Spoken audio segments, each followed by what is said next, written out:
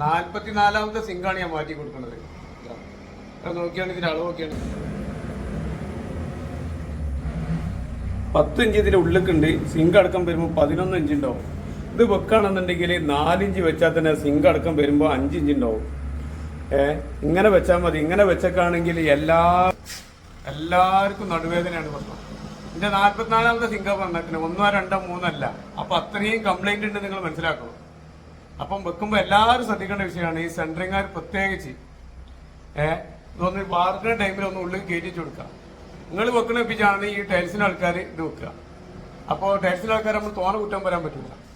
അപ്പൊ വാർക്കണ എങ്ങനെ വെച്ചാൽ അതേമാതിരിയാണ് ടൈൽസുകാർ വെച്ച് പോകും. അപ്പോൾ നിങ്ങൾ മാക്സിമം എത്രത്തോളം കഴിയാണ് അത്രത്തോളം നന്നാക്കിയാണ് എടുത്ത് കൊടുക്കുക. അല്ല ഞങ്ങളെ കുറ്റം പറയില്ല, എല്ലാവരും ചെയ്യണമല്ല, ചില ആൾക്കാരൊക്കെ അങ്ങനെ ചെയ്യണത്. അപ്പോൾ ഞാൻ 44ാമത്തെ സിങ്ക ശരിയാക്കി വെക്കുന്നത്. അപ്പോൾ നിങ്ങൾ അവസ്ഥ മനസ്സിലാക്കണം. അതൊക്കെ കുടുങ്ങിയിട്ടാണ് വിളിച്ചിരുന്നത്. അല്ലെ വെറുതെ വന്നിട്ട് മാറ്റാൻ ആരും പറയില്ല. അത്ര അടുക്കളയിലെ സൗകര്യം പെണ്ണുങ്ങൾക്കുള്ളതാണ്. അപ്പോൾ പെണ്ണുങ്ങളോട് ചോദിച്ചിട്ടല്ലാതെ ഈ ഒരു പരിപാടി ചെയ്യാൻ പാടില്ല. അപ്പോൾ ഓക്കെ, ഇനി കൂടുതലൊന്നും കാണിക്കില്ല. കാരണം സിങ്കന്നെ എടുക്കാനുള്ള സിങ്കന്നെ ഇനിയുണ്ട് കുറേ സിങ്ക് മാറ്റാനുണ്ട്.